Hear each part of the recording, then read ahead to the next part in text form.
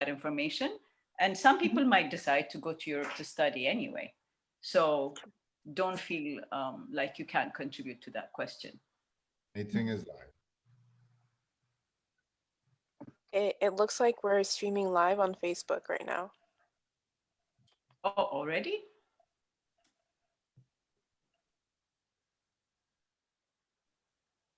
Oh, yeah, it says meeting is now streaming. Okay, let's get started. Michael. It's 10 o'clock. Good morning. My name is Michael Tiabera. I'm announcing this event today at ECLA LA Community. It's an Ethiopian program, and we're going to have an amazing opportunity to ask questions with 3 panelists today that represent the community, along with a profession in architecture. That being said, setting some house rules, Q&A questions at the very end, questions on Zoom, nothing on Facebook Live until then. And if you could do me a favor, please mute yourself during the interview unless you're asking a question. Other than that, we're going to have 3 lovely, amazing human beings that are representing the community and delivering answers to questions for our youth, along with everybody in the world. So good morning, good afternoon, good evening, wherever you are in the world, and thank you for being with us. That being said, I would love to introduce you guys to 3 amazing people. They are on live right now. That being said, young ladies, please announce yourselves. Starting with Rhoda. Good morning, good afternoon, everybody. This is Rodas Girmasiyum, an architect who was born in Addis Ababa, Ethiopia. I have about 18 years of experience as an architect and a business leader in the African context, particularly in Ethiopia, South Africa, Kenya, etc. I have the desire and the enthusiasm to interact at different levels of governance to resolve social challenges, one of them being youth issues. I was also elected to serve on the board of the Association of Ethiopian Architects in Ethiopia as of August 2020. I am currently enrolled at a Master's of Public Administration at the Harvard Kennedy School of Governance, and happy to discuss about architecture and relative fields today. Thank you for having me on the panel. And thank you, Ross, for being with us today. Next, we have Liku. Hi, everyone. This is Liku Abera.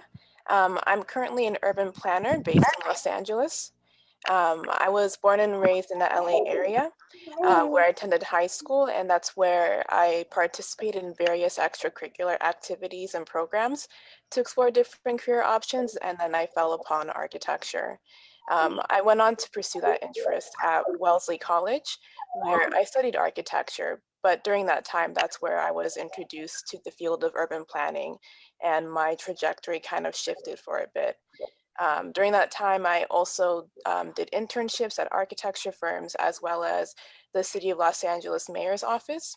And upon graduating with a Bachelor of Arts in Architecture, I went on to be in the City Planning Department in the City of Los Angeles, and where I've done a variety of experience in citywide policy, where, as well as environmental related matters, and as well as reviewing development projects in the city. I'm happy to be here today to answer any questions and provide my perspective on architecture and urban planning. Thank you so much for that. That's great. You're a local, so we definitely want to appreciate you. Along with Alam. Hi everyone, my name is Alam Daraja. I'm 23 years old and I currently live in Berlin, Germany, where I work as an au pair and I do freelance illustrations. I was born and raised in the United Kingdom, and I studied architecture at the Sheffield School of Architecture and graduated in 2019. I then went to work in London at MSM Architects, where I worked as a Part 1 architectural assistant. And after that, I moved to Berlin, where I've been ever since, and looking forward to being part of this panel today. Well, thank you for being available, being that you're in a different time zone as well, so appreciate that. Well, that being said, with these 3 young, beautiful, amazing human beings, we're gonna start off with questions. And these questions are open-ended. Also, as well, any of the 3 of you can choose to answer the question. I appreciate your wisdom, your experiences and whatnot. That being said, let's start off with the most obvious one. What is architecture, and what do architects do on a daily?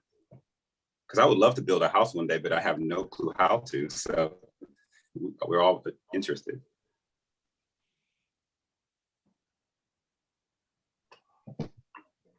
starting off with Rodas? I was hoping Alan would go first. Ah, Yes. Well, architecture is the design of living spaces or the built environment at large. In my context, or in the Ethiopian context, I translate architecture to be a solution for many of the challenges we have regarding houses and planning. So my view or my style is to come up with simple and duplicatable, I mean, you might call them cookie cutter designs here in the US, but we need them back home. So that's my view on design in general, to have simple, functional, and cost, thinking of the cost benefit at large. So I hope to someday have those designs in our context and use construction technology and as a tool to resolve some of the challenges we have back home. So for me, architecture is about problem solving, is about clearing space, and it's about the psychological impact that spaces have on people, mm, clarity, simplicity. I know I say simplicity a lot because it takes a lot of work to get to that point. And yes, have livable spaces and think better if you have less clutter in your environment. So simplistic, functional, and cost benefit is my three words to describe architecture. During my practice, I've tried to do that, although it's a bit challenging because we do not have a developed architecture or construction space back home, meaning the industries are very, very slow at catching up, and we have a lot of imports for most of the designs that we do. So maybe 70% of the inputs that we have to design or build our houses are coming from abroad. So it's a bit of a challenge to come up with a simple and yet affordable solution when it comes to housing. And yeah, Alam and Luku add on to their experiences and their context to how you define architecture. I was going to leave this one to Rodas and Liku because I think that struggled to define it. Yeah, I kind of want to add a little bit. I really did like Rhoda's description of architecture and what an architect does. I just want to also add that in many ways, architects are translators as well, whether it's translating an idea to a reality, whether it's a client's idea or a public good or a public interest as well. And I think that's important. And I like that aspect of simplicity. I think that simplicity and translating ideas into the physical environment is a key component. amazing. Great, fantastic. That being said, well, I love hearing everything that all three of you just said on that. What would you say is your favorite part of the industry of architecture? I'm not sure about like as in the profession, as in working, but in terms of studying architecture, one thing I really valued was the friendships I made, just because it was so intense. Like I felt that I got a lot closer to my peers, like with the long working hours, although that could be a negative, I kind of saw it in a more positive light, and the way we really helped each other and assisted each other in our learning. And also just the way studying architecture changed how I viewed the built environment. I looked at things kind of on a deeper level, and I have a greater appreciation for cities and my surroundings and urban planning as a result of having studied architecture. Amazing, thank you, Alan. And Likesh, what would you say on that subject as well? You know, I think coming from architecture or studying architecture from a liberal arts perspective, coming from Wellesley where there was studio work involved, but there is a combination of that in addition to the humanities and social sciences, that's where urban planning kind of trickles in, as well as architectural history and art history. I think it's what I really appreciate about the profession is just seeing the beauty in everything and finding inspiration from anything, whether it's strictly architecture or outside of that scope. That's one of the things I really appreciate. And also I think, you know, architecture can also be a tool to be used to solve many urban issues as well, and how we walk into a space, or how one should feel welcomed or nurtured in that aspect. And I really enjoy how there's a sense of having to learn different types of things in order to pursue or create a resolution for the making of cities. Fantastic. Appreciate that, Luca. And Rodas, any input on that as well? I agree with both what Alam and Luku said.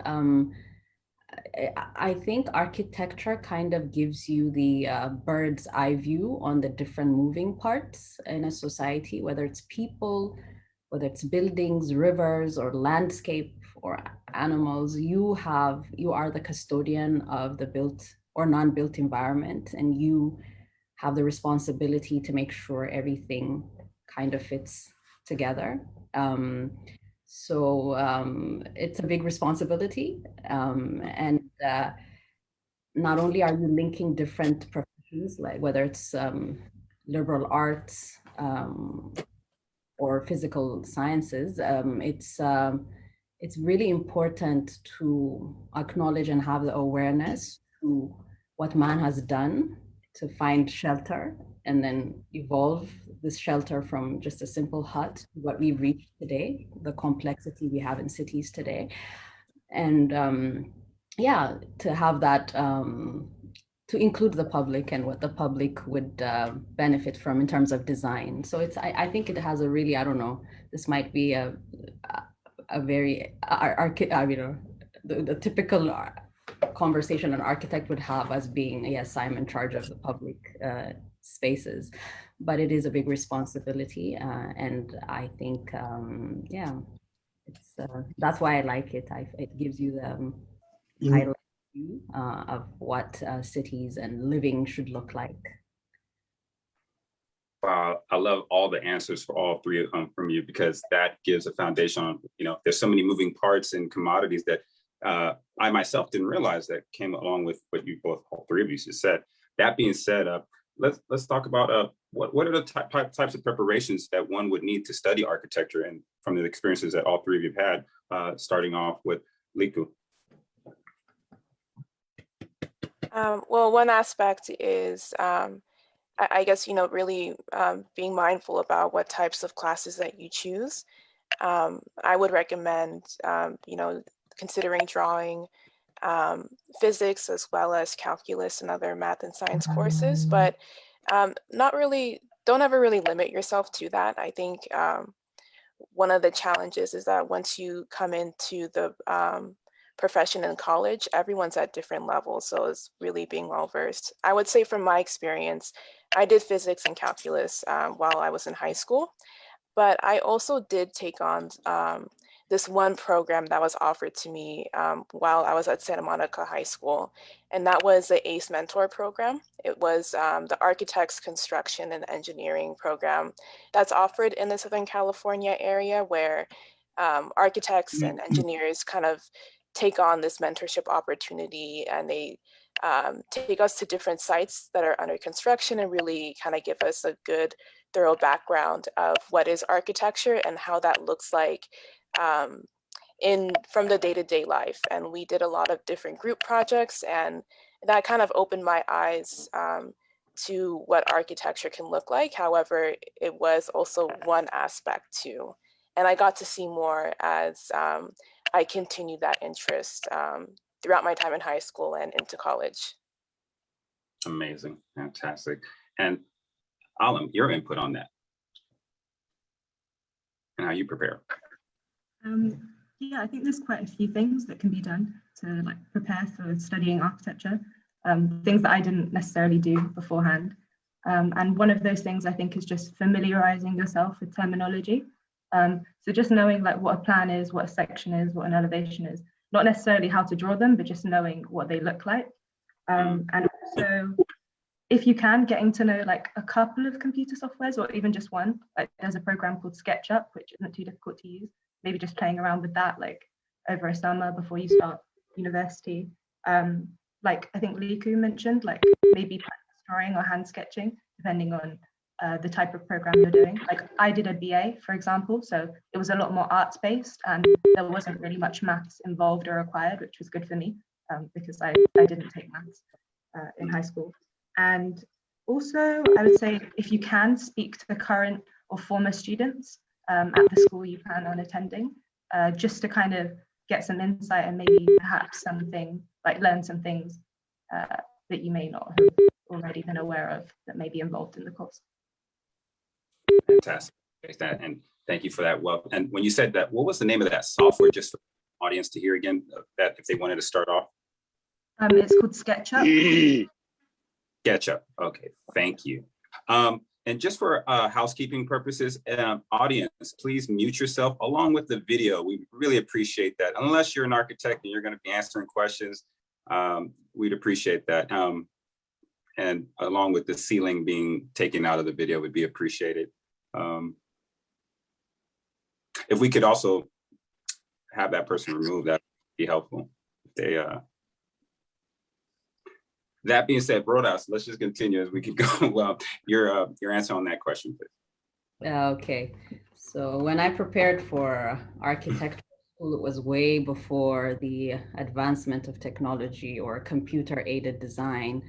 So what I valued, or what I saw my peers valuing, was having all of your 5 senses active, your intuition, having the eye for balance in space, having, you know, the touch feeling when you're doing your sketches, you're doing composition, having the ability to hear what people need in those designs, so that you can come up with comfortable space design. So it's having those, I don't know, it's elevating your intuition, because design was tactile back in the day. So it was all about touch and feel.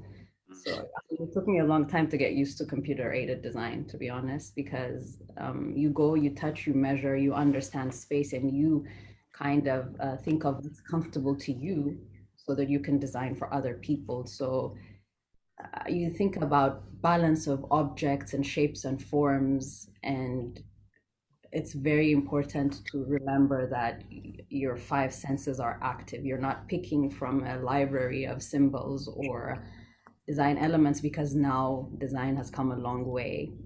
I know that's important too, but just don't forget that the value that the eyes and the other senses have in design. We need to bring our intuition alive. You really need to have interest and passion for design, to observe what's around you and consider all of the objects around you. So intuition and the 5 senses are extremely important. Wow, all 3 answers are amazing, enlightening. I got a full insight. I hope the audience is getting the same experience as I am. And that being said, Rodas, I appreciate that. So I particularly want to target this question to you.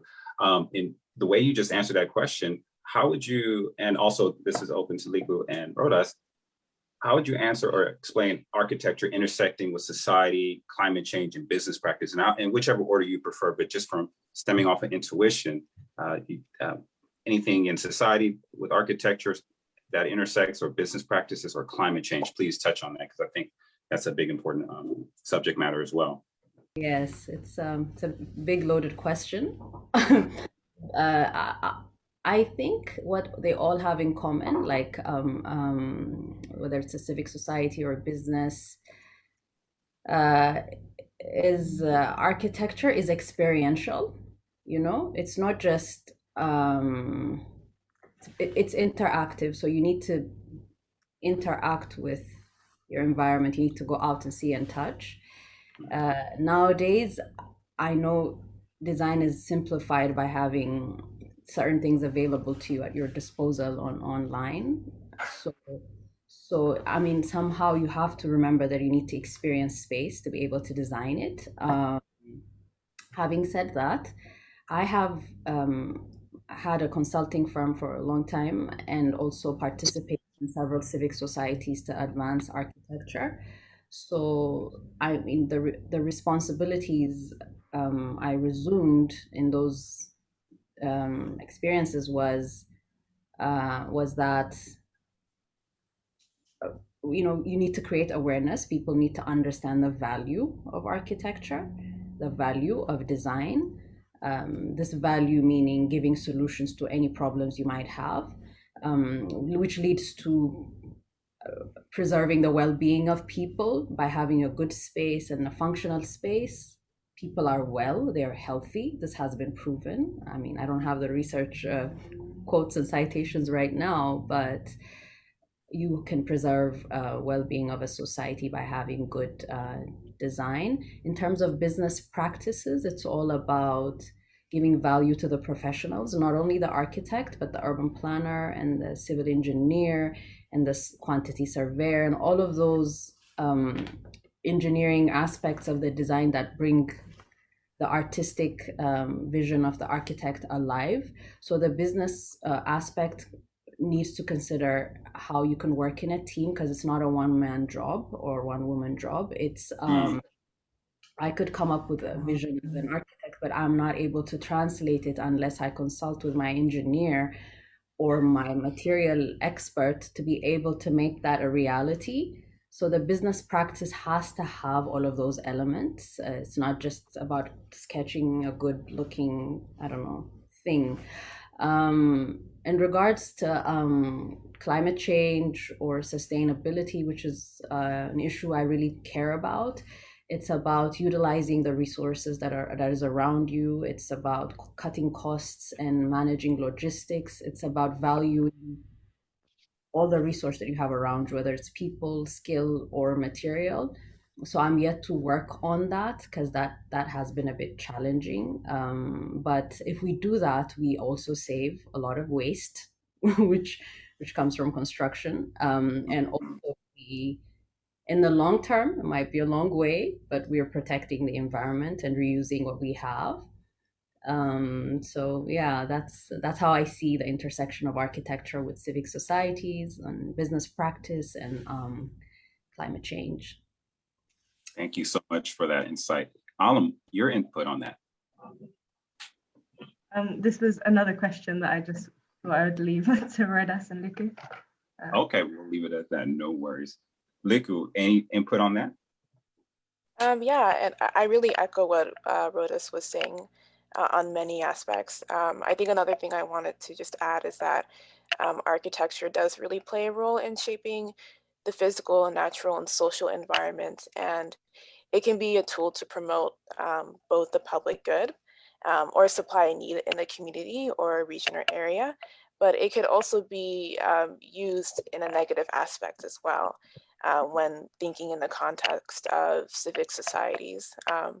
I know that planning departments or urban planning can be helpful through a government where really where it can help to shape how design can look or what types of property. So I think looking at it from the context of my work, we can ask architects to really help not only be mindful of the space that they're creating, but even the public right of ways, the sidewalks, creating more trees for shade or other public infrastructure. That's one tool or one way where it can be used to not only serve the client's needs of those who own that property, but also the people who are interacting with that space or who may be walking on the crosswalk or the intersection. But in addition, sometimes as I can see from the context of what's happening in the US, architecture could also be a conduit for other negative implications or negative consequences, whether from a civic or from a societal standpoint. It can be a tool to help really boost like the beauty of a space or a community, but then sometimes maybe the direct or indirect impacts could be that it may beautify a space or area, but it may not be meant to serve those current residents. And then that's where we have issues of affordability costs and gentrification and displacement. And as architects, and as I believe there is an active role for for us as a community to really ponder and question and discuss that further about the role of architecture in that aspect. When I think about it in the aspect of business practices, construction costs in the US is very high, and especially in a place like the Los Angeles area where the cost of land is very high as well. And sometimes, you know, the use of sustainable materials or the use of being mindful of high quality materials may be a secondary aspect, and it may be limited to those who have money versus those who don't have money. But this is just really all to say that architecture can really be a helpful tool to promote sustainability, to promote just livable spaces for everyone. But it can also be used as a way to separate the haves and have-nots. All three of you have the most amazing minds. And one of the things that I could take away from this Guyad is that a lot of people in the audience probably appreciation for that mindfulness and intuition that all three of you expressed in different ways that architects have to implement in doing this. And that being said, the audience, along with I, would love to learn who inspired you and how they did that in your lives, whether that was your young as a child or teenage or adult life now. Starting off with Alan. One of the people who really inspires me is my aunt who lives in Denmark. She grew up in Ethiopia and then she immigrated to Europe, and she just has the most amazing story. Like the things she went through and like the things that she did to get to where she is today are just incredible. And she even started her own business. Like she had her own restaurant in Copenhagen at one point, and she bought her own property, and she's just done so many things that are really like commendable. And we laugh now at the stories she tells, but at the time I would imagine that it would have been really like stressful and scary. But yeah, I really admire her courage and her determination. Well, thank you for your honor, Rodas. The very first time I saw a blueprint was at my uncle's house. I believe I might have been 7 or 8 or 9, and I wanted to know what it was. And I was fascinated by how you have to draw first to build a house, because as a child, you think the house is just there and you come into the house. So I asked what he did, and he said he was an architect. And at the time, I thought it was a very complex word. I wanted to know what it meant. And my mom and dad, I remember telling me, oh, Mesfin does design. It's kind of like what you do when you're drawing dresses. At the time, I was fascinated by Barbies or Flintstone, and you know, I used to draw, and it's like, that's what he does. It's similar. So I think that captivated my attention, and I like to draw. So I would say he was my first inspiration.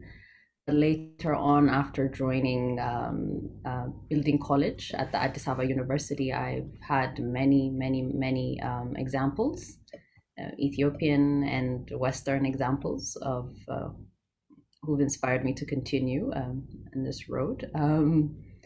So yeah, so Mesfin was my inspiration, my uncle. Thank you, Uncle Mesfin. That's an amazing story, especially with the blueprint. It's always good to hear how little things can inspire the mind. That's wonderful. Liku, who inspired you and why?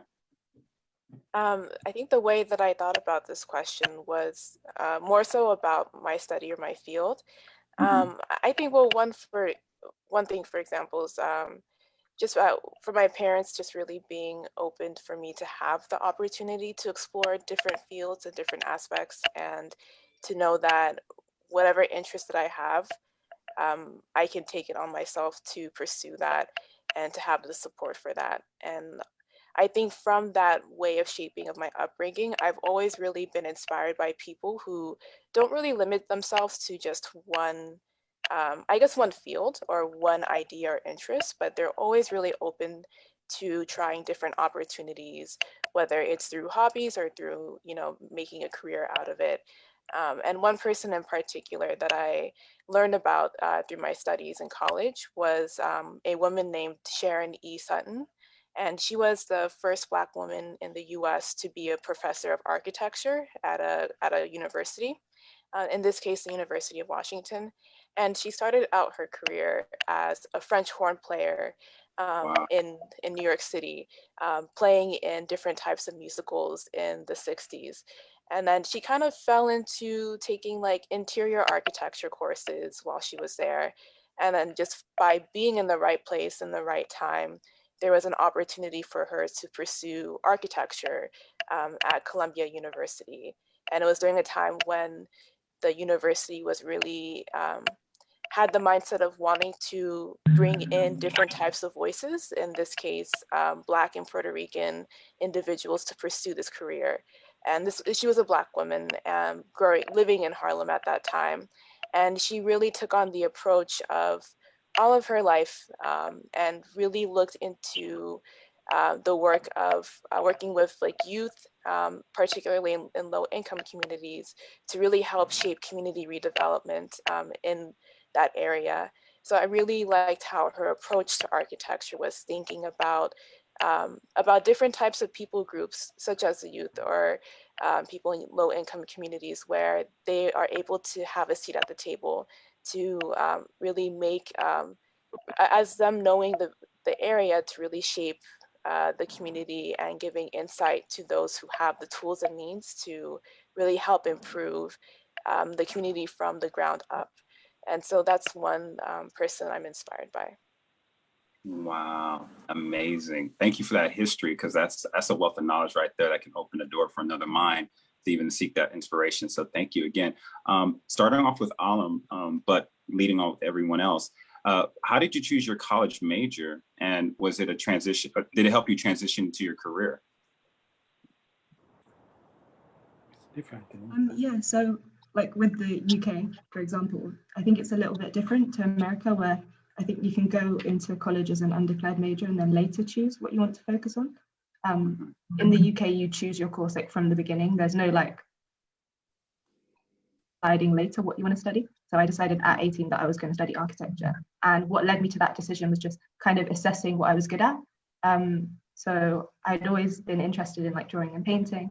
I knew I liked art, but for a long time, I really didn't know what I wanted to study. And I was like kind of weighing up my options. And then I realized another thing that I really enjoyed was watching TV programs. Like there's one called like Homes Under the Hammer, which is where people like buy properties at auction and like do them up, or like grand designs when people like build their dream homes. And I was like, actually, I'm quite interested in property. So why not do architecture? And I didn't know anybody that had studied architecture. I didn't know any architects. I actually didn't know anything about the profession, but I thought like it might be something that was good for me. So yeah, that's how I decided what to study. Wow, I can see the passion in your eyes and smile as you were talking about it. So it's 100% real. Everybody listening to this is 100% real passion. This is the person you're talking to.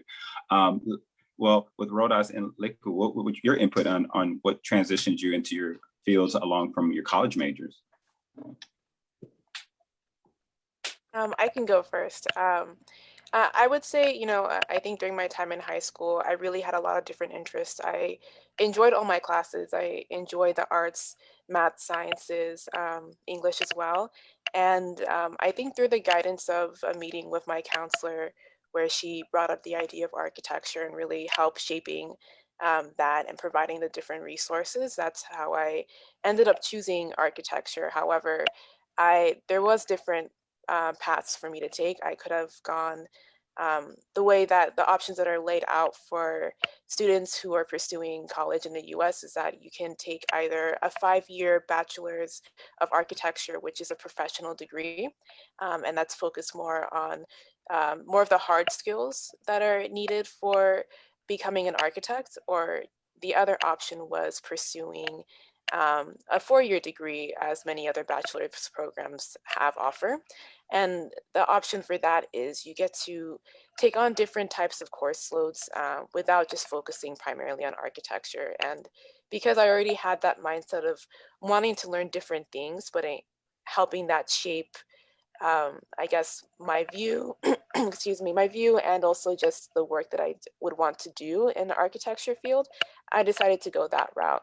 And during that time, I think I've noticed how urban planning kind of helps shape not only just the design of a building, or a home or a space, but even thinking about it in the context of the surrounding environment. And that kind of shifted me to really think about the different types of urban issues that I see growing up in LA, but also in my time on the East Coast as well, and seeing how urban policy can really help shape that from the top down, as well as grassroots organizing for community development can really help shift the needle from the ground up. And so that's where that sort of shift of thinking about not just the design of spaces, but thinking about how housing options and transportation or transit affordability, or thinking about access to open spaces and parks, or even food security, how all these things kind of shape our built environment and our own livelihoods. Amazing. I love that. There's so much insight on this that a lot of us are going to get and walk away from. So thank you for that answer.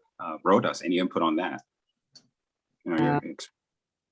From my experience, just on the college major selection part, yes, in the Ethiopian context, at least back in the day, you didn't really have that option to choose. You would take, after high school is done, even though I wanted to be an architect, you take the board exam, which would allow you to go into the university. And once the results are out for the exam, then the Ministry of Education would list the number of colleges that have, different fields of practice, and then you are asked to pick your choice, make your choices beginning from 1 to 20. So you could end up any one of those 20 colleges. So initially I ended up in a technical college where, which was not my number one choice, but it was my number 5th or 6th choice. And what you did there was learn all of the technical, or like the drafting, the surveying, the vocational type of education that that's very helpful for architecture and engineering sciences, but was not architecture. So I had to really work hard in my freshman year, where I was able to transfer to the School of Architecture after having taken an exam and after having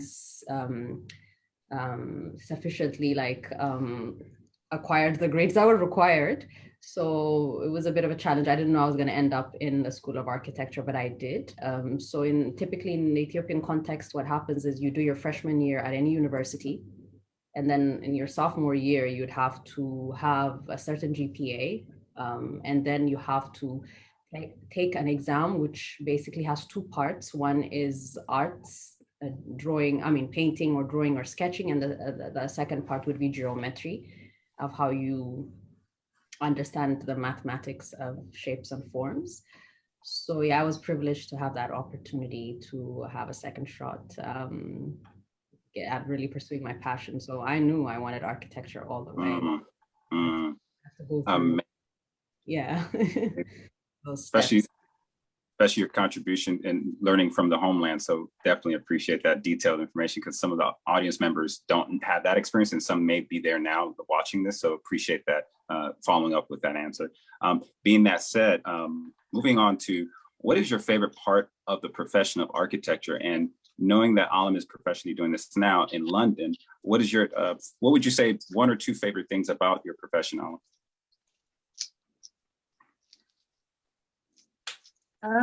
Well, something I enjoyed when I did work in industry, because I no longer do, was going on site visits.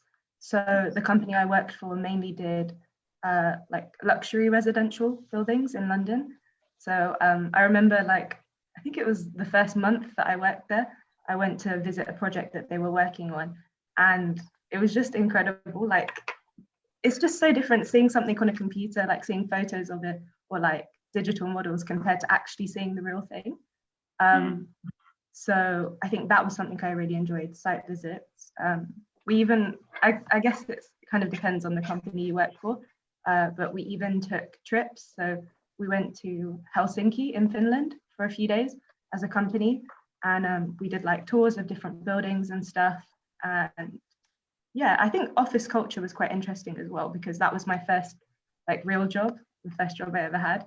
So it's just interesting to see the dynamics and how they valued everyone's opinion. Like we would have weekly like sit downs where we would go through projects that they were working on, because not everybody was working on every project, but they were always interested to hear everyone's opinions on it and see what people thought. Wow. What would you say, being that you're in London, and keeping it just in London, what is one of your favorite site visits that you've made while you're pursuing your, or being in your architecture profession? There's a place that we had in the UK, and just remember Alam Daraje. What that would just be one site. What would that be in London? I think it was the visit. I went to Mayfair, which is quite a nice part of London. And it was a penthouse for an American client. Okay. And like, yeah, it was just very, very interesting, very insightful. And it was just nice to see like all the finishes they were choosing, and like the client was quite picky, but I guess you can be when you're in a penthouse. And like there were so many different parts, and like there was like a lot of different styles of interior incorporated. That's another thing. The company I worked for mainly did interior architecture, like interior fit outs. So yeah, Mayfair, and another one that was in Knightsbridge. These are all kind of like central London. Yeah. Nice, thank you for that. Especially with now thinking about the planning side of it. Liko, what would you say is your favorite part of the architectural profession and being a planner? Well, I would say that currently the work that I do as a planner is like reviewing development projects. So when there are certain types of architectural projects that come in to the city for like approval of building permits, certain projects, depending on the type or depending on its location, would need to go to the city planning department for just a review of the designs to making sure that it's up to our current policies and what our intended use is for that area, or to the code, which is more prescriptive, where it kind of does limitations on building height or setbacks, or there's different types of improvements and things like that. So I think one of the really cool things is, being able to have discussions with developers and architects and engineers to really explain to them what our intent is, that we'd want to see how the city should be shaped and developed, and really giving advice about different types of design tips to really help make it nicer essentially, but even something that could be really like a well-designed building, and to kind of help shape that. And it's cool to be able to do that on a parcel by parcel level, which not many people are able to. That's like one aspect of urban planning, and that's something I've really been enjoying. And just to see a project kind of come in through the pipeline and then for it to be completed, or in the process of it being developed. So that's one aspect that I've really enjoyed. On the policy side, which I've got to do a little bit of work on, where I got to kind of focus more about hillside development, and particularly in the Hollywood Hills, and the different types of wildlife, whether it's animals or biological wildlife that reside there, to really help develop development standards to really be mindful of the current environment there, while being mindful of people's ability just to live in those hills. It was really cool having these public outreach and really invite the community to share their perspective or their views or their opinions, as they are the ones who are on the ground, who are living there, and they see the day-to-day changes that are happening there. So it was really cool to really be able to communicate and to gain more insight, since oftentimes we are inside. Whether we have the opportunity to go to site visits, we do, but largely due to the large load of work, we're not able to be outside every single day. So it's nice to kind of get that perspective and help that really inform our research and understanding of an area. Wow. So if I ever wanted to make an adult-like size slide from my house to down to my favorite coffee shop from a hillside, you would be the one to disapprove or approve it, correct? For safety. Yeah, it might come through the planning department, but yeah. Okay, all right. Well, I appreciate the honesty. So no slide down the hill, and I hope to one day have that opportunity if that was the case. But with Rodas, what would your input be on that as well? Your- Yeah, I only have two things to say. Every project is different, and Okay. I loved meeting clients and trying, even though I use the same tools for the different designs, seeing how someone wants to interpret their vision was what I is what I get a kick out of, and trying to be able to translate that vision into something that's pragmatic. I like seeing the transformation from the concept to the development to the building phase. So and you do complete the process, and once it's done you see that it's possible. You can do it. So yeah, I like the fact that I meet multiple people through the work that I do, and every time it's a different journey, it's a different experience. You're always learning, you're all and listening. That's the perfect part about that, especially with clients. So thank you for that. Yeah. Starting off with, following with this question, and being in that profession, how did you deal with any obstacles, and how did you overcome them in your profession when you approached them? Anything that you can throw in on that? Well, I don't know.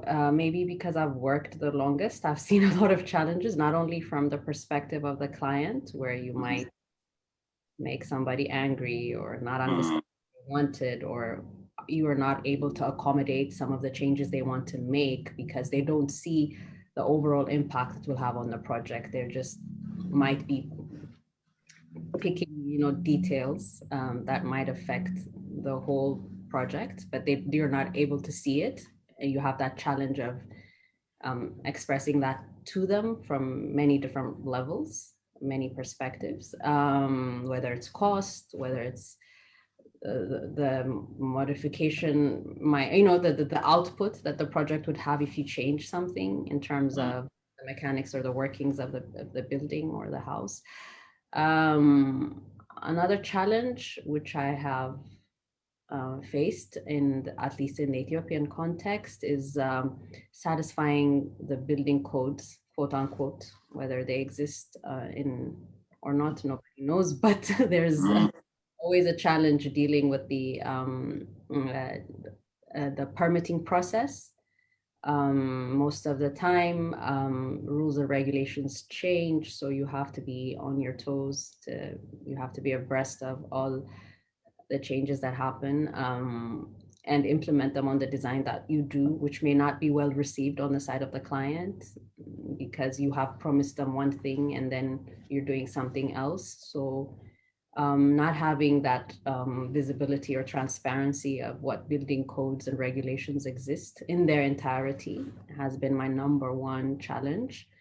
It is also a challenge, I would say, to most of my colleagues in the Ethiopian context. We are working to hopefully resolve that through the civic society engagement we have with the ministries and the regulatory authorities, which now understand that a lot of damage can happen if building codes are not uniform or well regulated. So yeah, that has been, I would say, my number one challenge. And outside of that, personally, I enjoy all the mistakes I make because, yeah, we don't have all the tools available to us back home. But yeah, the number one challenge is the codes and the regulations. Wow. So you're coaching and counseling all at the same time. You're dealing with the outside and inside. So that makes sense. I appreciate you dealing with crazy and good clients all in one, because at the end of the day, they have to understand that security is first and then long-term benefits outweigh the short-term insight. So thank you for that. Liko, what would be your input on that as well, and your challenges, and how did you overcome them? Yeah, I think it's really fascinating hearing Rhoda's perspective on the current building codes that are happening in Ethiopia. I'm not too sure for building codes for LA or the US, but at least for zoning codes, which is what urban planning does, we're mandated to hold public outreach and input So it's interesting. It's very fascinating hearing that aspect and how things kind of change on a whim, whereas it's kind of the opposite here in LA. You know, things can take a long time for, you know, change to be done in the zoning code or in our community plans and our policy making. And, you know, the politics and the political landscape that is happening in the city, even in the county or state or federally, can impact and influence how we're able to get our work done. And I think as many in the LA area have experienced, you know, the process of bureaucracy and how long it takes for even just projects to get through the pipeline and for a building permit to be approved for many different reasons. And kind of similar to Rhoda's experience, even the changes to even building codes or even things related to environmental aspects as well. So in our current landscape, sometimes projects get litigated and sometimes lawsuits can ensue as well. So it makes, I think one aspect, it makes me more mindful about my messaging, how I communicate to applicants. And it's a challenge at times too, because, you know, sometimes even like my own personal beliefs or my own personal takes on how we should go, you know, how we should pursue a certain issue or problem or challenge that's happening in the city. And then where I guess like where politics lie for that, it can be very tricky at times. And I think one of the things that I found is just to really keep record and be mindful of certain issues that kind of come up, because with every single zoning code or policy plan that we have, there's always, you know, some type of consequence, or there's always a project that never fits the bill. And, you know, always being able to report back and really engage with discussion, since my field's very collaborative, especially within our city government department. There's always so many meetings where we discuss different challenges that we face when trying to implement our codes and implement our policies. So it's exciting, but it can also be frustrating and challenging. And so that's the urban planning side. Another aspect that I saw during my time when I was studying architecture is that there's not many Black women who are architects or even licensed architects. And currently in the US, there's only just over 500 Black women who are licensed architects in the US. And that's less than 1% of all licensed architects in the States. So it's a very jarring number, and there's many different reasons, as architecture hasn't historically been a type of field in the US or in other Western nations where it's been opened for minorities, for people of color, for women. It's only really been in the last maybe 50 or so years that it's become more accessible. And there's still a long way to go. But I've also seen more and more, I think, through the woodworks, whether it's through Facebook groups and things like that. So that's another challenge that I've seen. Amazing. Okay.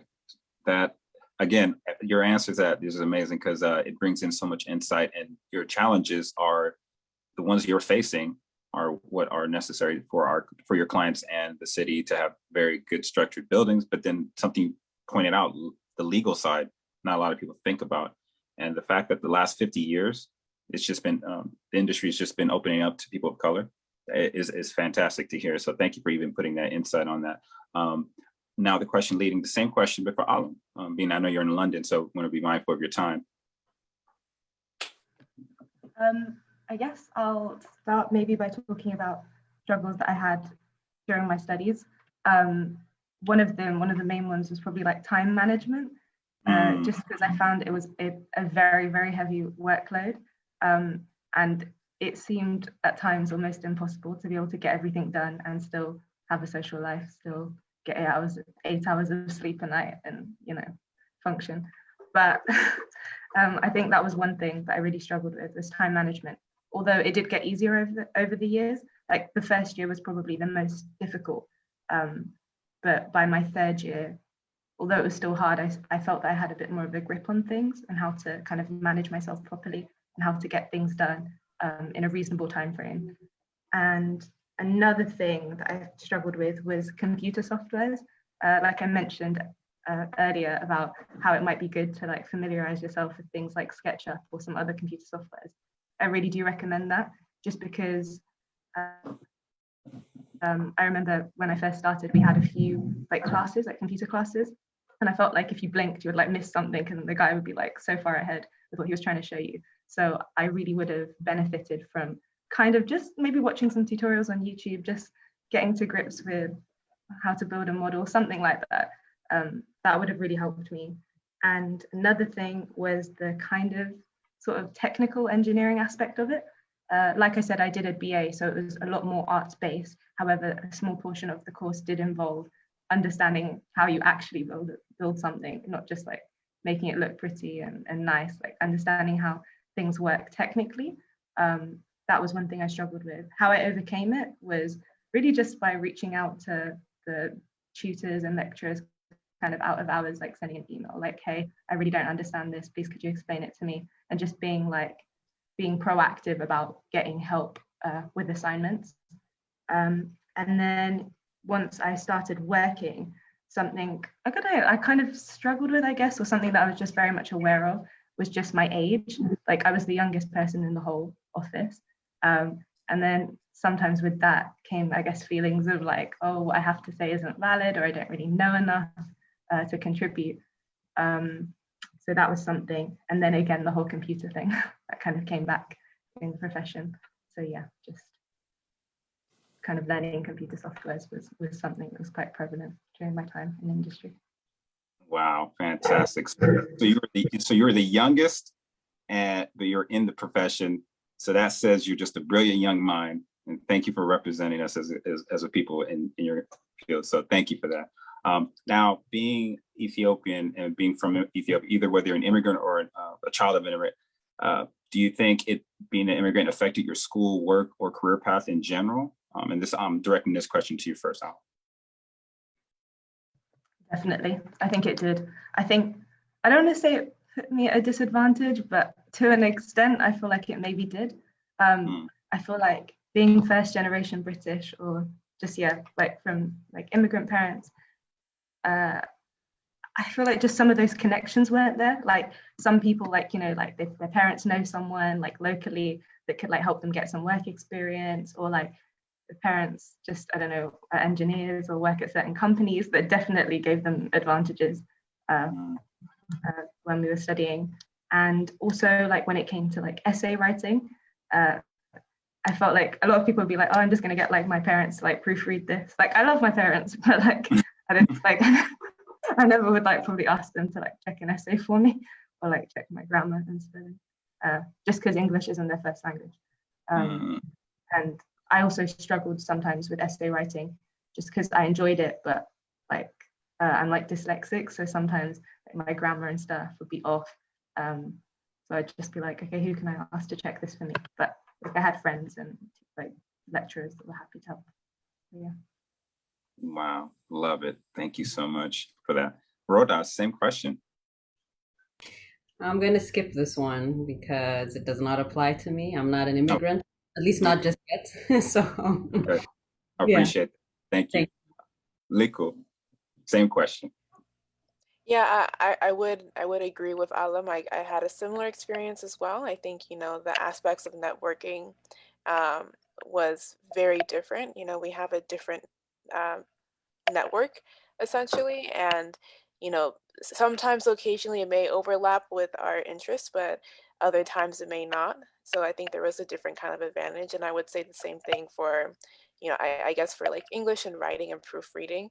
But luckily there were always resources available.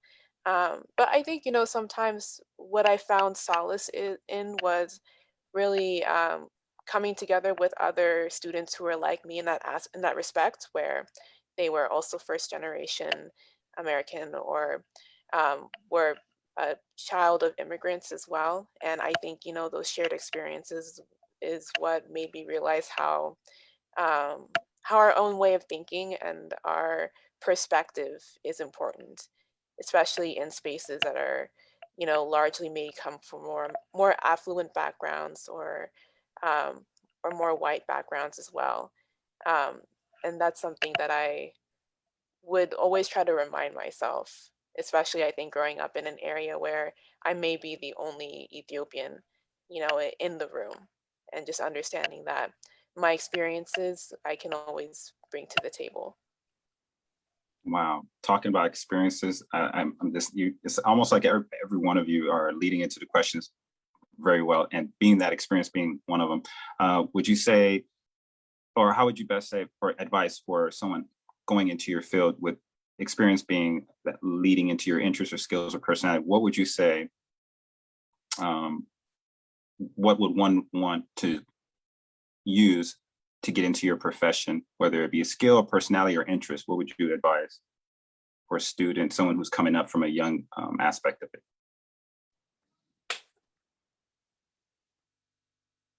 And this question for you, Liku. Liku? Okay. Yeah, I think it's a really interesting take. I have more of a perspective that, if you have an interest or an idea to want to pursue something, always seek it out.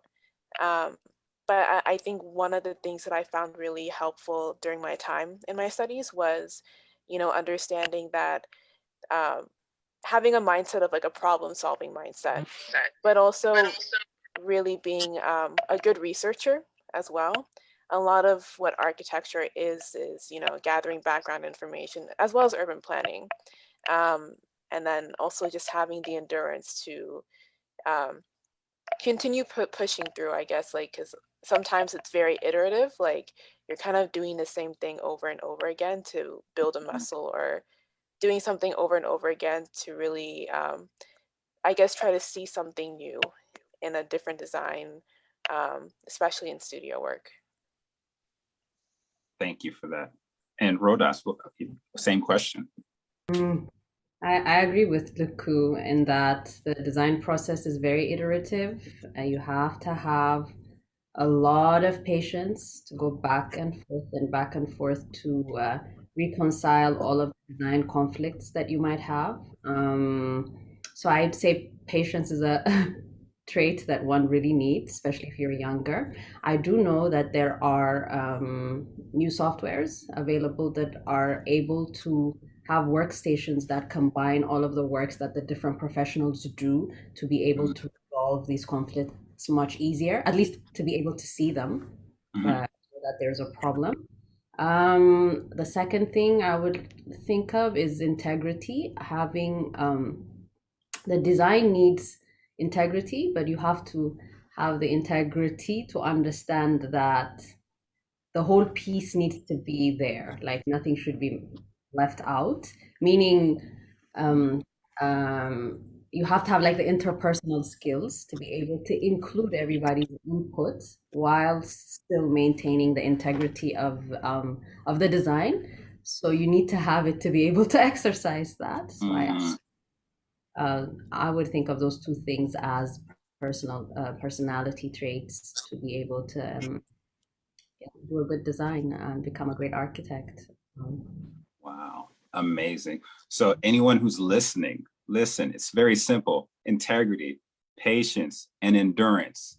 That's all it takes. So if they can do it, you could do it too. Now, Alam, please incite us with your input on this too. Sorry, could you clarify the question again one last time?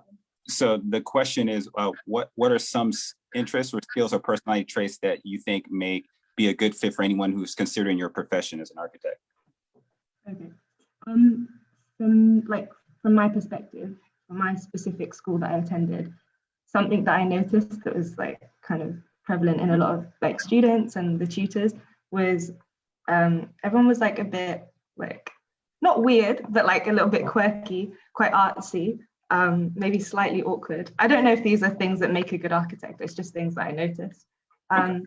People cared about social issues a lot. I guess it's because the school I attended, they heavily focused on like people. Like we weren't overly concerned about like really like flashy conceptual designs. It was very much based on like people and their needs and attending to that. So yeah, a lot of people cared about social issues, and yeah, very creative. Maybe well-traveled is another thing that I kind of noticed, or were interested in different cultures. Wow. And just when you say well-traveled, how do you feel well-traveled would benefit someone who's getting into the field? Just well, when we had a module called Humanities, where we looked at like different typologies across the world, and I feel like that was quite a popular module. It was mandatory, but like I feel like that was something that everyone enjoyed, where we'd have different, like sometimes guest speakers come in and like talk about different places. Like one of the people that spoke was a PhD student who was Nigerian American, and she did this amazing lecture on Ghana and Ghanaian architecture and colonialism. And there was another woman doing a PhD about Colombia, and it wasn't diverse in the sense, like my school that I attended, out of the home students, so UK nationals, it wasn't particularly diverse. It was mainly white British, but they did have a lot of like international students from China, Cyprus, India, different places. So to an extent, in some ways it was diverse.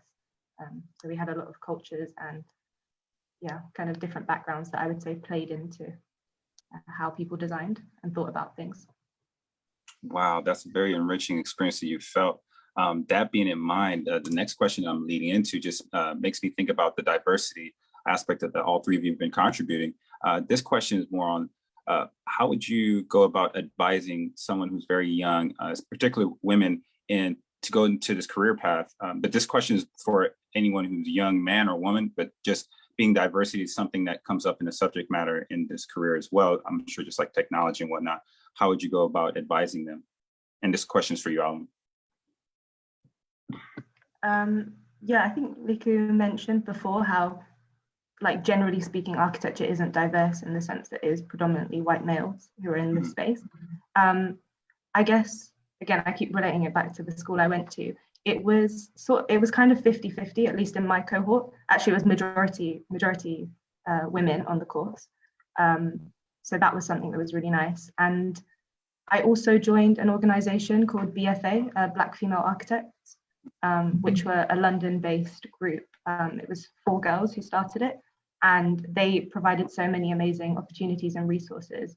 So that was really beneficial for me to get involved with. Like I went to London for one of their events, and I ended up like speaking on a podcast with them, and we all kind of shared our like insights and our experiences, having studied architecture or working in the profession.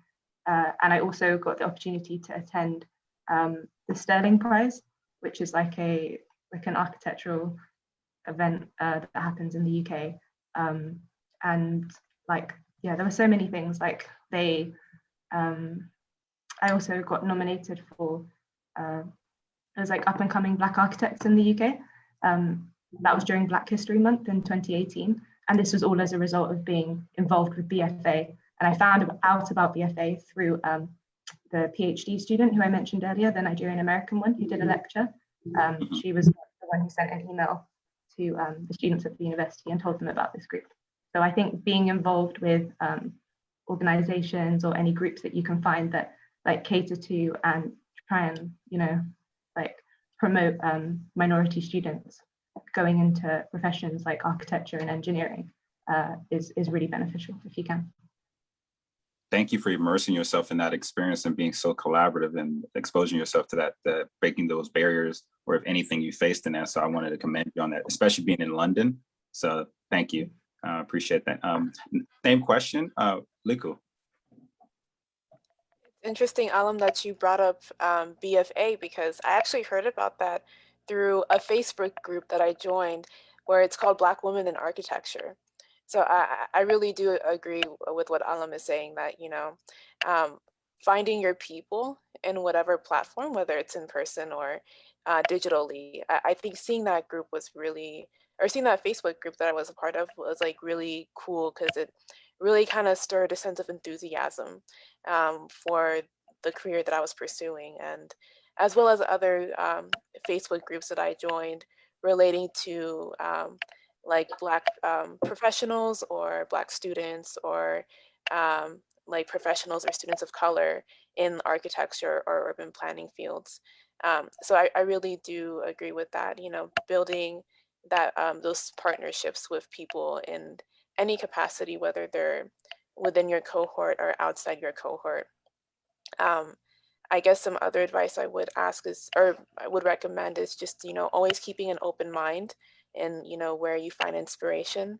It may not always be specifically in your field, and sometimes maybe your interests may propel you to blaze your own trail, and there may not be someone who has already paved that path. If there is, that's great, and that's really cool. But I think it's also really cool to kind of be your own source of inspiration and be your own mentor if there isn't any resources for that, and find inspiration through, you know, movements or people or things or concepts for that, especially if you're thrown into a whole new environment.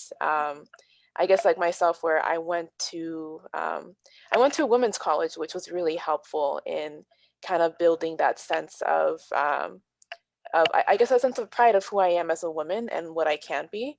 But granted, I was 3,000 miles away from home in a new environment, and I didn't really know many people there. So it was just nice kind of finding that sense of inspiration. If it wasn't specifically within my place of study, it could have been other students that I met or encountered at other college campuses as well. But I think just really being open to trying different things inside and outside of your interest is my recommendation. Thank you for being so diverse and daring at, in doing that, because your path seems like you gained so much more than just architecture and being a planner. So just paving that path for yourself is another path for someone else to follow. So I appreciate you doing that as well. Same question, and Rodas. Well, I would have to really thank my parents, because I would say they were trailblazers in this regard, because they encouraged every aspect of my life. I actually never thought of myself as a woman until I had kids. To be honest with you, I was a fully able person who was able to do and choose what I wanted to do with the support of my parents. So, and now that I see Alam and Luku next to me, female architects in this genre, you know, I know that we've come a long way, and this dream is available to everyone and anyone if the awareness is there. So I don't know what advice I could give to young people, but it's possible. Take advantage of all the social media that you have at your disposal to really acquire, be curious about things, and everyone is accessible these days via LinkedIn, Instagram, or whatever. So if the passion and the interest is there, it's possible. It doesn't matter if you're a girl or a boy. But the awareness, regarding architecture needs to be out there, so more people are motivated and more people join the field.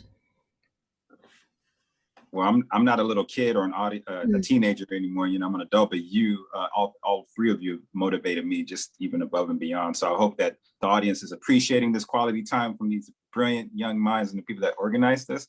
But you said you didn't know how to advise, but I think you do. But let's just go with, what would you have done? Well, this question going with you, Russ. What would you have done different now, knowing what you know now today? Regarding the choices I made in my career? Yeah. Mm-hmm. I've explored quite a bit, to be honest. I have my first master's was in I have an MBA from 15 years ago. So I've been very entrepreneurial and exploring different avenues. So I think I have a bit of courage or desire to or curiosity actually to do a lot of things. What I would do differently is maybe include more people in my journey. I feel like being an architect and being an entrepreneur or business leader does not mean you can do everything on your own. I've worked a lot on personal development, but I don't believe I have worked enough to build a team or allies around me, so to speak, to push an agenda forward. Maybe I'm speaking like an activist now because I'm doing public administration in school, but I realize that we have a lot of challenges and issues in front of us, but it's not a one woman job. So I would like to have included more partnerships in the work that I've done in the past, which I'm really happy to do now. And that I would have changed because I have really had the opportunity and the privilege to travel and meet so many people from so many, different professions and walks of life. So that's the only thing I would change. Everything else, I'm grateful for all of my mistakes and challenges in the field of architecture. Rodas, I'm gonna have to take it away from you. You did know. So see, that's the advice. Thank you so much. So you're an entrepreneur, and I hope that you broadcasting that you're an entrepreneur and whatnot also opens up other ideas for the two panelists as well as anyone who's listening to this, because it doesn't just stop with the profession. You can always contribute so much more. So thank you for that. Same question, Liko. I think I would probably have to agree with Rodas too. I think sometimes for myself, I think I've gotten into the habit of really doing things independently. But I think, joining others or bringing others along into the journey too is also super important. But I didn't think about that until now, Rodas, since you brought that up. But apart from that, I would just say that I really took a very unique path, choosing to go to Wellesley College for an architecture degree, which was really a liberal arts degree, and really not going straight to graduate school, but pursue work instead. I think I don't regret any of those decisions because I knew that it opened up so many opportunities, such as studying abroad in an urban studies program, and going to multiple cities was something that I probably wouldn't have done if I went to a traditional 5-year professional degree. And also, I think I knew near the end of my time at Wellesley, I was really ready and hungry for implementing the things that I've learned in my work and my profession instead of continuing on for school. But I'm still young, and there's still opportunities for me to continue to pursue that direction, or whatever path I want to take, to continue to try new things and make mistakes and learn from them. So there isn't so many things. I mean, actually, I wouldn't really say there isn't much that I would want to do differently. I'm pretty grateful for my path so far. What an answer. Love that. Thank you so much. Same question, Alan. Yeah, I think like the other two ladies were saying, I don't really have any regrets as such, but something I would have done differently is just been more confident in myself from the beginning, and been less self-doubting and critical, and had kind of more tunnel vision and not necessarily looking too much at what others are doing. I think that would have been really beneficial to me, would have been to just to believed in myself kind of, and that I was meant to be at that university on that course, trying to become an architect. Amazing, amazing. I hope the audience and as well as myself have treated this experience like being like our traditional custom food, like Ethiopian food, how we have different items on the dish, and it feels like we're eating together and we're sharing knowledge, but I've gotten patience, integrity, confidence, endurance, and it's like the ingredients to what's made all three of you so brilliant and influential. I picked up a lot, and I think the audience as well. So thank you again for answering all those questions. I believe we've already finished all the questions, unless there's anything that you ladies would like to throw out there as a last minute answer to anything, but we're going to move on to Q&A. And this is an opportunity for the folks who's watching from Facebook Live or Zoom to go ahead and ask questions. I believe our questions are only going to go through Zoom. So if you're on Zoom, we do have Antona who will go ahead and relay those questions to me. That being said, but just at the last moment, is there anything that you three ladies would like to throw in as a question? And if not, we'll just move forward to Q&A.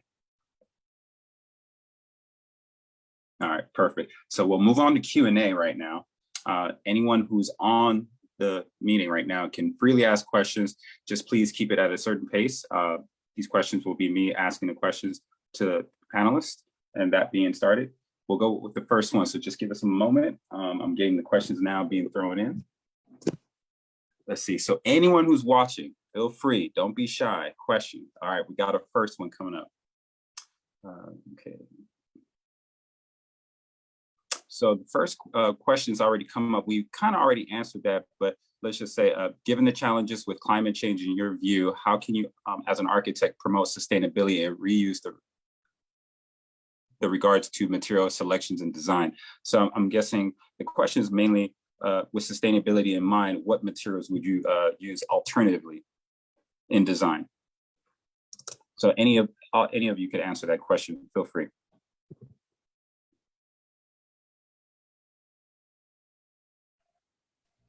I guess one thing I would say is probably sourcing locally and really, being mindful of what are the types of resources and materials are available. Sometimes people recycle, existing building materials in that regard. I would say I think from an urban planning context, sometimes we think about native plants and landscaping, and LA is known for plopping any type of plant in the world and letting it grow there. But, having different types of plant materials that are native to the area and that are known to thrive in, different extremes, whether it's the heat of the area and the lack or the limited amount of rain that we have. That's one, excuse me, that's one aspect for it. Nice. And with sustainability, and I'm just throwing this question there, does it make a difference if someone who is designing chooses certain material from their region, or in your experience, is that importing going against sustainability because now it's increasing a carbon footprint? And that's just a question for any three of you to answer. I could answer that question. I mean, carbon footprint would relate to minimizing waste, creating a healthy or productive environment within the built environment. So, like Luku said, if you're using resource that's closely, in close range within the project, you're avoiding fuel costs or logistics costs to be able to transport the material to your site. If you're thinking of improving comfort, you're also thinking of improving building performance. So especially in the US or in the Western context, you have to think of your heating and your cooling systems and how the building operates. So all of the material choices will depend on how the building performs in the future. It's not once you're done with the project, you're not done. You have to be able to maintain and manage the project economically in an economically feasible manner. So, two main things I think of is minimizing waste. Design can help in this regard by making sure every aspect of the project is designed and there's details pertaining to the design in every aspect, whether it's the civil works, the engineering works, or the performance of the building. And then when you're thinking of comfort, also thinking of how to manage the environment outside of the building so that your project is cost effective and productive. So I think reducing all of that would reduce your carbon footprint. Nowadays you have these LED or LED LEED certifications where they come and check that your project is it's green, it's smart, it's living and performing according to the standards that they've set. I think that's what it means in this regard. And architecture can help by setting the benchmark or the standards earlier on in the phase of the project. Great answer, appreciate that. And any of three of you can answer this question. Is there a particular book or visual book that you would recommend for a young mind to pursue before getting into architecture, maybe if someone is in high school or undecided in college for their major, something that was a book that could influence you. We can start off with you, Rodas. Wow. Okay. I'm not, nothing. It doesn't be all 100 books. I know you're Blanking. it could be one or two. Yeah. One or two. But I mean, the first place to start might be to think of role models that inspire you. Maybe start with the architects that have done some good work in the past. I mean, in my time, it was Frank Lloyd Wrights and the Zaha Hadids of the modern and the postmodern era. I'm not thinking of any textbook because I've forgotten most of them, but today's era we have renowned African architects. David Ajaya is one, the one that did the Museum of African Modern Arts in Washington, D.C. recently. He's of Ghanaian descent, but a British citizen, I presume. And then there's Rahel Balacho, an Ethiopian Swedish architect that's doing a lot of innovative work. What I like about what she does is she's thinking of the future, or her firm is thinking of the future. And she actually has this, these days everything is Googleable. So, I mean, I'm not thinking of books, but if you go on her website, you would see that they investigate and test new approaches so they can come up with solutions to urban and architectural issues. So I'd start with the names and then go into the approaches and the concepts. Thank you so much.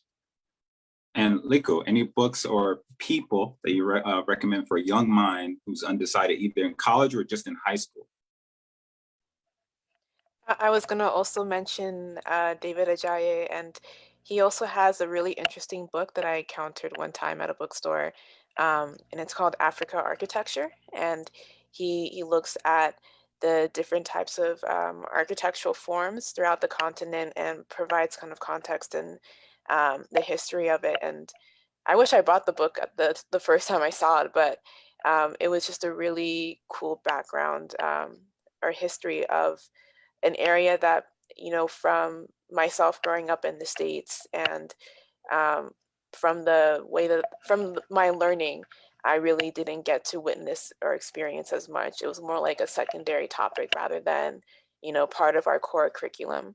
But I would agree with Rodas, you know, starting from a building or starting from a city that you enjoy, and, you know, going from there, looking into what are some books or even videos too. Sometimes I don't have the time to read, but maybe I can listen to an audiobook, or I can watch a short video on YouTube that kind of briefly encompasses, you know, like the ethos of an architect or a space or a building. And I would recommend that. Otherwise, I can't really think of many textbooks or so much. And sometimes even museums, I would say, they would have exhibits that are relating to architecture. And sometimes you can find resources online, or I remember there was one book that I received.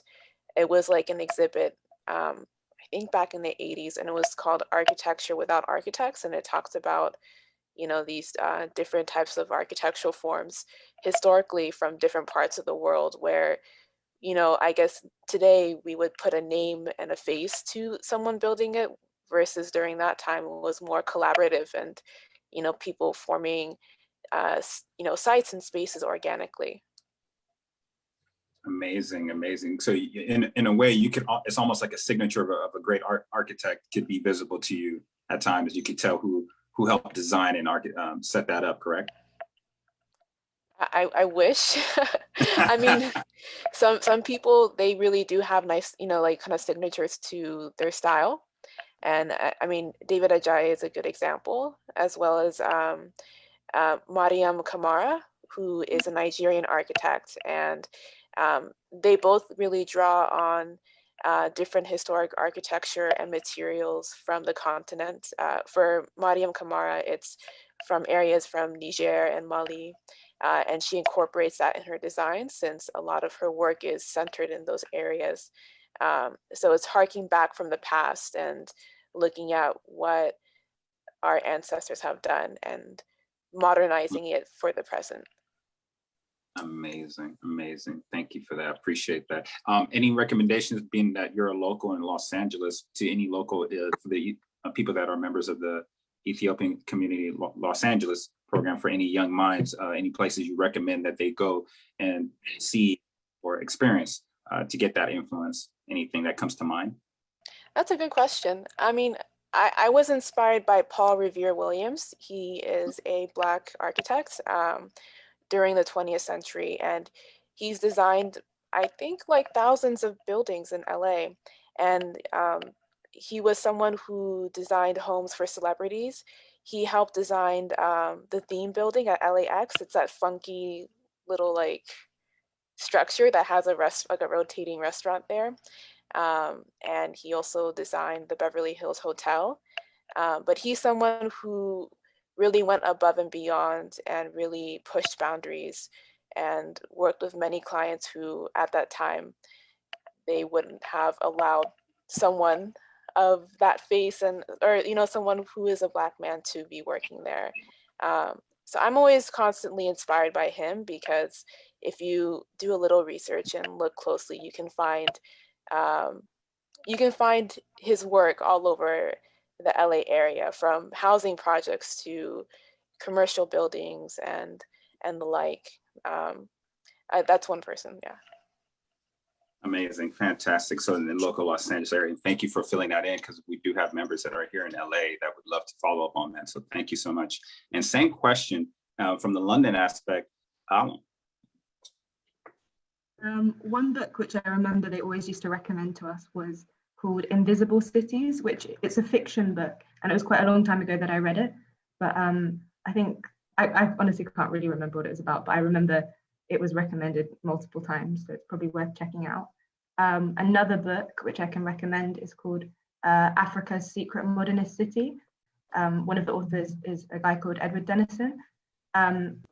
During my final year, I mainly focused on modernist architecture in Asmara in Eritrea. And that was one book that I found really useful. And like the architecture there that it discusses is incredible. So yeah, Africa's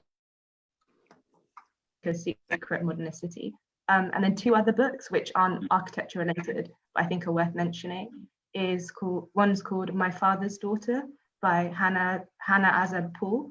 And it's basically about a Eritrean woman who's been adopted and grown up in the UK. And then she goes back to Asmara, to Eritrea, to try and find her birth family. And I really enjoyed reading that book, just because at the time I had never been to Eritrea, and hearing it like from her perspective as someone who's grown up in the UK, visiting like well, kind of going back to her roots for the first time, and seeing how she described the city and how people interact with each other, and even like the urban planning and the layout. Like she describes things really nicely. And then later when I visited Eritrea for the first time, I really like compared her experience to my own. And then another book, again, not architecture related, but I'd like to mention it, is Infidel by Ayaan Hirsi Ali, who's a Somali author. And that kind of documents her migration from like Kenya, or from Somalia to Kenya to later Europe. And again, just like her experience of the city and like navigating life, and like how she describes her surroundings is quite vivid. So I'd recommend that as well. Great, fantastic, appreciate that. With that being said, in architecture, and being that you're in that profession, there's a question from Loza, and the question's asked in this detail. Can you tell the difference between engineering and architecture, and have you met someone or discussed this matter about architecture? I think is what she's asking. And how would you answer that, Alam? In regards to the question is, can you tell the difference from engineering and architecture? Yeah, I guess like for me, at my university, they had a program that was like a hybrid. It was like engineering and architecture. So there were some students that did that, and that was really interesting, because obviously engineering is a lot more technical. Like engineers and architects do or should work very closely together. And I guess architecture can sometimes, I guess, be slightly unrealistic, like depending, like sometimes you like draw some like pretty sketch and it can be very conceptual, and like it can look really good, but then you think, okay, but how do you build it? And I guess that's when the engineers talk talk about logistics and look at structures and stability and stuff. So yeah. Nice. Just to add on what Alam had said to help out a bit, I mean, in simple English, I would say the architect comes up with the concept and the vision from beginning to end. The engineer, structural engineer, makes sure that the building is in its entire integrity, doesn't fall down, you know. They have to do the calculations and the designs to make sure the right amount of material is used, the right amount of reinforcement is there. So an engineer's work is very, very important. Without the engineer, an architect does not exist. Basically, an engineer makes sure that you have a balanced building that doesn't fall. That's what I can say. He or she makes sure that the right amount of cement, the right amount of reinforcement bars, the right amount of foundation that supports the top or the superstructure, as we call it, the structure that you see on top, has a lot of things going on in the basement or under the ground level, which supports the building and makes sure it stays there in its integrity for a really long time. That's what a structural engineer does. So it's very distinct, it's very specialized. It has nothing to do with what an architect does, but the structural engineer makes sure that the vision is translated into reality. Fantastic. And Liko, how would you go about that as well? Same question. You know, I think I will leave it to Alam and Rodas's answer. Okay. I think they really covered a lot to it, you know, a lot of moving pieces. And I think from an LA context, you know, thinking about the structure of the ground, if it's even feasible to be built, especially with earthquakes that happen here. But my Zoom kind of got cut off, so I didn't really hear the totality of Rhoda's response. Thank you. I mean, I'm not going to repeat myself, but Yeah, don't worry. California or Los Angeles is a very good example because the structural engineer has to balance all of the forces in the physics sense that the building has to balance, because there's Los Angeles is a seismic area or a seismic zone, meaning it's very prone to earthquakes and movement of the earth. So the structural engineer makes sure that the building is stable or is kind of in a floating, and using the engineering terms, the building is floating so that it kind of has some sort of flexibility when the earth moves underneath it, so it doesn't collapse right away. So the engineer does all of the calculations to make sure that that design accommodates for the seismic needs or the earthquake resistance that's required from the building. Wow. So this explains why we have such great pyramids in Africa. I call them the Great Pyramids of Africa because they were built by great architects of Africa, and it shows in you three. So thank you for answering that questions. Very easy and simple for one to understand. That being said, you three ladies have inspired a very young, brilliant mind. I understand there's a 9-year-old who's watching this Zoom right now, live with their parent. Any advice that you'd want to give simple to a 9-year-old, please voice that, because all three of you are influencing us as well as adults. Anything you'd like to share briefly with a 9-year-old in your perspective of pursuing this field?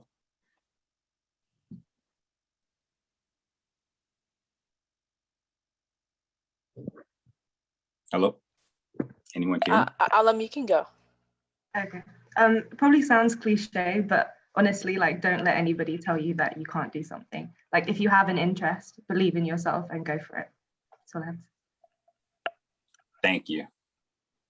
Motivational. Yeah, I agree. You know, everything starts from like, there's always like something that starts from like the base or the beginning. You know, always try different things, you know, try working with your hands. Even something like using Legos can be a way of like really help cultivating an imagination about building and design. You're bringing toys into it. Brilliant. I love it. Motivational. Thank you. Rodas, entrepreneur.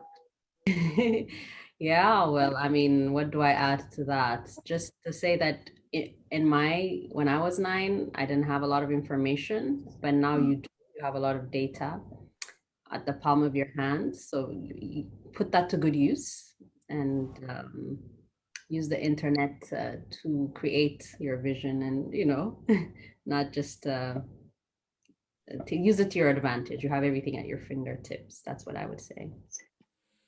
Thank you. Thank you.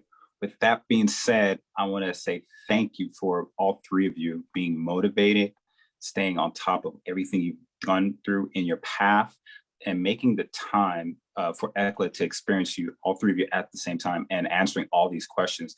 And it's just like a trickle of water that will start into a waterfall that turns into a lake that then feeds the rest of the community. So this wealth of experience and mindfulness and all the tenacity and endurance that you've all faced, and the journey that all three of you are experiencing now. And I hope that this is something that continuously grows within our community where we can reach out to all three of you.